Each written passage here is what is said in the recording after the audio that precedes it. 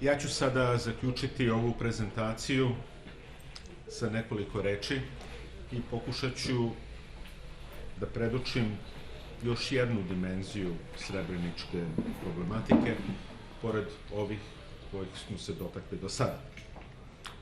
Za sve koji žive na ovim prostorima, ne samo u Republici Srpskoj, gde se Srebrenica nalazi, već podjednako i u Srbiji, Srebrenica je pitanje od ogromnog moralnog i političkog značaja. Kada govorimo o Srebrenici, reč je o ratnim događajima, naravno na tom lokalitetu u Bosni i Hercegovini u julu 1995. godine. U pitanju je zvanična verzija tih događaja.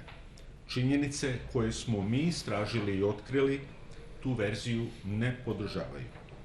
Mi smo nevladina organizacija, istorijski projekat Srebrenica, registrovani smo u Holandiji, a sada i u Srbiji, i od 2008. godine bavimo se naučnim istraživanjem čiji je konačni cilj da odgovori na pitanje šta se stvarno dogodilo u Srebrenici u julu 1995. godine. Naše najnovije izdanje je knjiga Srebrenički krug, izvanredan enciklopedijski prikaz događaja u Srebrenici, njihove pozadine i značaja, iz pera iskusnog novinara beogradskih Večernjih novosti Dragana Vujčića, koji sedi do mene. To je knjiga sa kojom smo došli pred vas da bismo je prikazali i upoznali vas sa njenim sadržajem. Dragi prijatelji, pokušat ću da vam ukratko izložim pre svega geopolitički značaj teme Srebrenica, a to je nešto čega se gospodin Vujčić već dotakao, i zatim da vam iznesem razloge zašto ja verujem da će pitanje Srebrenice biti ključno u predstojećim turbulencijama u Republici Srpskoj. U prvoj fazi tih turbulencija Srebrenica će se nalaziti u pozadini. Očuvanje po svaku cenu fiktivne verzije događaja u Srebrenici jedna je od obaveza koju je primila na sebe Peta kolona, koja nastavlja prošlogodišnju ofanzivu za osvajanje vlasti u Republici Srpskoj.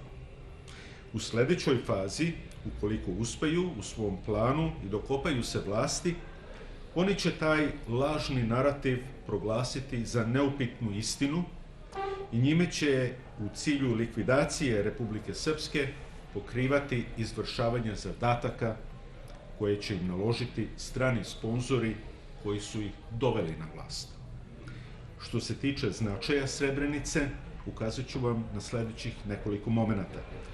Prvo, ne umanjujući važnost faktografije samog događaja, Srebrenica nije prevashodno pitanje o tome koliko je ljudi bilo streljano ili koja bi pravna kvalifikacija bila najprikladnija, genocid, masakr, osveta ili nešto drugo, nego za kakav se geopolitički cilj Srebrenica koristi. Ko profitira od verzije događaja u Srebrenici, koju je nametnula zapadna propaganda, i kako se ta tendenciozno iskonstruisana priča koristi. Jedan od načina korišćenja Srebrenice je da posluži kao moralna podloga i političko opravdanje za doktrinu takozvanog prava na zaštitu, ugroženog stanovništva ili na engleskom R2P.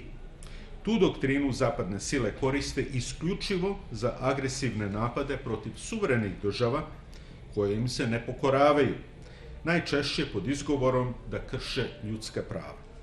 Ti napadi se redovno odvijaju mimo odredbi međunarodnog prava i protivno njima.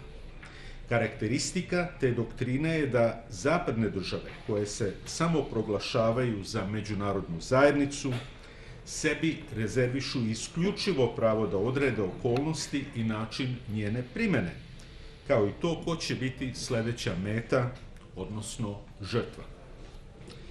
Srebrenica u ovom geopolitičkom trenutku igra ulogu od ogromnog značaja kao prividno humanitarni izgovor za izvođenje smrtonosnih vojnih dejstava sa ciljem uništenja država koje odbijaju da se u potpunosti pokore diktatima Zapada.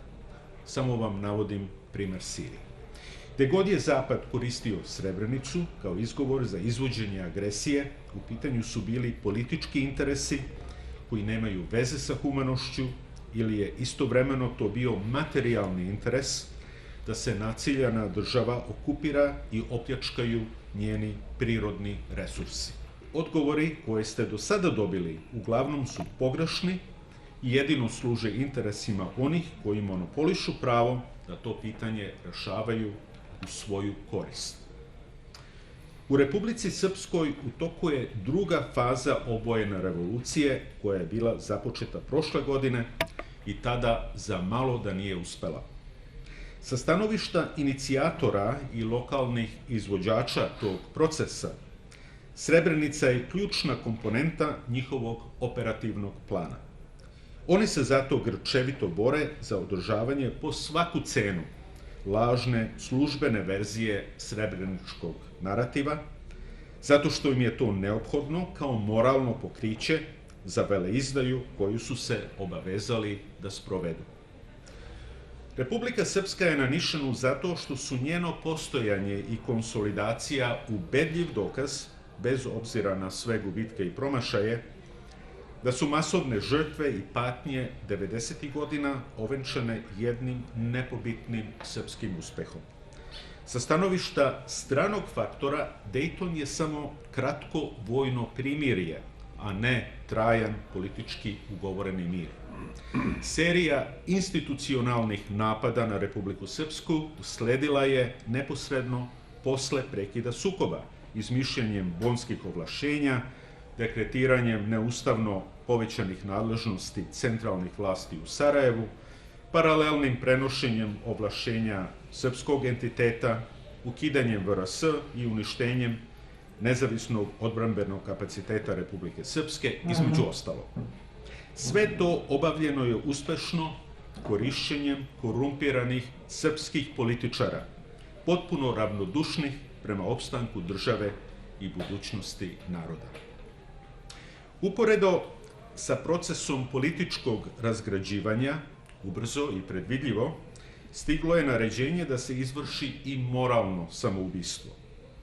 Vladi Republike Srpske je 2003. i 2004. godine ispostavljen nalog da samo inicijativno prizna genocid u Srebrenici i da i na takav način utre put u sopstvenu likvidaciju. Tadašnja vladajuća nomenklatura u Republici Srpskoj, na čelu sa predsjednikom Draganom Čavićem, voljno je tom nalogu izašla u susret. Posledica toga bio je zlokobni izveštaj Komisije o Srebrenici 2004. godine, koji kao vodenični kamen još uvek visi o vratu Republike Srpske i njenog naroda. Tadašnja vlada je nekritički i zvanično prihvatila sve osnovne tačke propagandne konstrukcije događaja u Srebrenici u julu 1995. godine, gde se Republika Srpska teško tereti za najgnusniji zločin koji postoji u međunarodnom pravu. Pozornica je bila postavljena za skoru samolikvidaciju genocidne tvorevine, za koju je 25.000 vaših najbližih položilo svoje živote, a stotine hiljada građana prošlo kroz neviđenje, patnje i razaranje. Sticajem neočekivanih političkih okolnosti, planirano ukidanje Republike Srpske moralo je biti odloženo 8 ili 9 godina. Pojavio se i uzeo maha snažan otpor razgrađivanju bezbedne kuće srpskog naroda. Postignuti su značajni uspesi u zaustavljanju procesa urušavanja. Centralna tačka lažne moralne optužnice, kojom se Republici Srpskoj osporava pravo na postojanje, neutemeljeni propagandni narativ o genocidu u Srebrenici, najzad je uspešno i sa naučnom preciznošću bila stavljana pod lupu. Međutim, poslovični đavo zaista ne spava. On je delimično uspeo da stvari vrati skoro na polaznu tačku.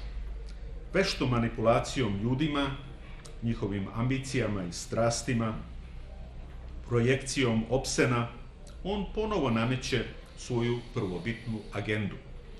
Formirao je ekipu beskrupuloznih lokalnih političara koji su spremni da u tome sarađuju. Republika Srpska opet je potencijalno pod upitnikom preko zavodljivih šema ustavne reforme, integracija i funkcionalne države. Krajnja posledica primene tih šema je ili njen nestanak, ili svođenje na praznu ljušturu u okviru centralizovane Bosne i Hercegovine, koje će biti pod kontrolom stranaca. Srebrenica ima jasno određenu ulogu u sprovođenju tog programa. Kooperativnim saradnicima u samouništenju Republike Srpske, petoj koloni, čiji je zadatak da izvede prevrat i u interesu stranih mentora ugrabi vlast, Srebrenica je neophodna kao alibi za nepočinstva koje su se unapred obavezali da sprovedu. Nagodba sa đavolom je ozbiljna stvar. Kao što se Faust na svoju propast uverio, nečestivi je ugovorna strana koja svojim saradnicima nikada ne prašta neispunjavanje preuzetih obaveza. U slučaju da se dočepaju vlasti svaki svoj potez na rušenju Republike Srpske, oni će elokventno pravdati izgovorom da moraju. Bacat će prašinu u oči da je međunarodna zajednica utvrdila da smo u Srebrenici počinili genocid, za koji sada moramo da se iskupimo, i to isključivo udovoljavanjem svim ispostavljenim zahtevima. Srebrenica će biti lajt motiv njihove destruktivne politike.